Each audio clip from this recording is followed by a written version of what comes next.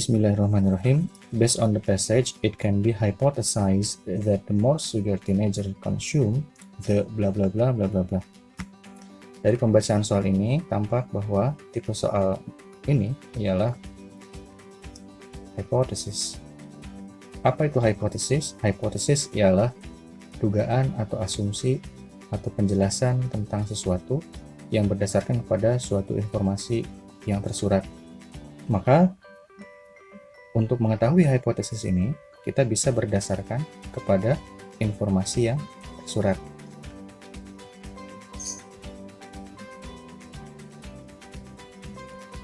Rujukan tersurat yang dapat melahirkan asumsi atau hipotesis ini itu terdapat dalam detail-detail yang bersifat tersurat.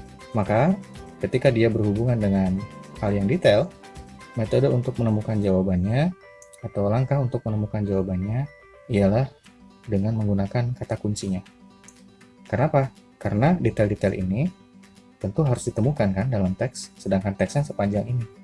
Kita akan kesulitan menemukan details-details yang dicari tersebut tanpa menggunakan kata kunci. Maka, sekali lagi, untuk tipe soal seperti ini, kita menggunakan keywords atau kata kunci. Yang pertama, ambil kata kunci atau keywords dari soal dan opsi jawaban.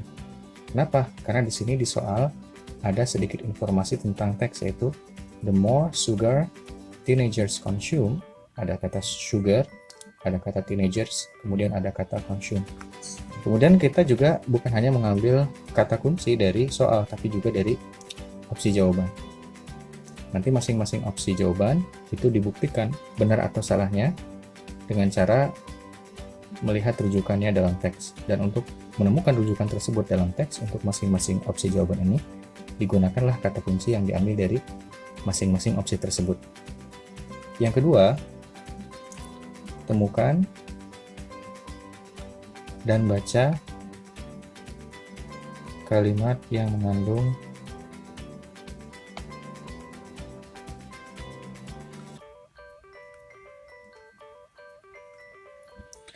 kata kunci tersebut.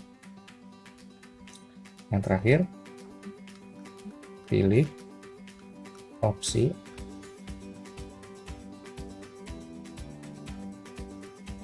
yang berisi hipotesis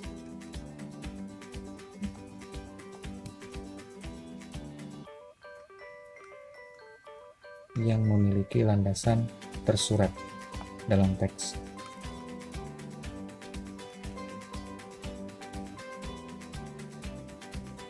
Atau dasar tersurat dalam teks.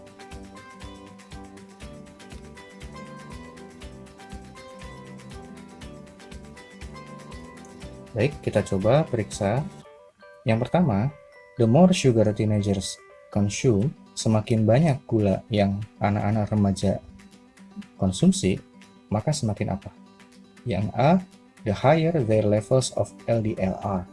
Semakin tinggi level atau tingkat LDL mereka itu.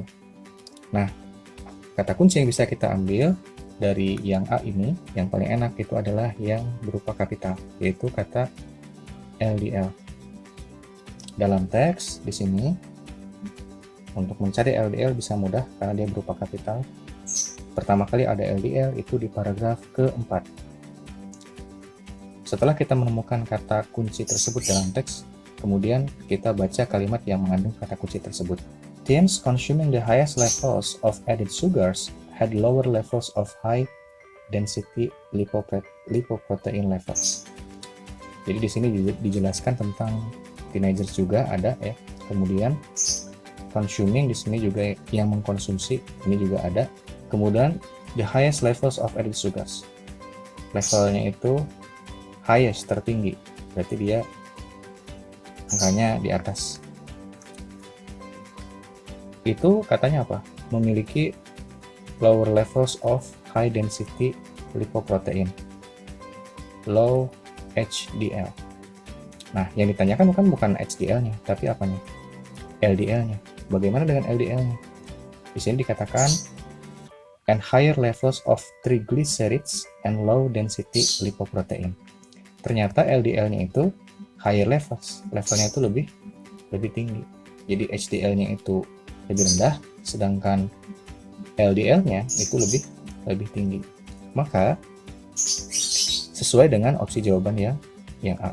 Ketika sudah mengetahui dengan jelas bahwa opsi A itu adalah jawabannya dengan cukup meyakinkan, maka kita bisa hentikan pengujian dari opsi-opsi jawaban yang lainnya.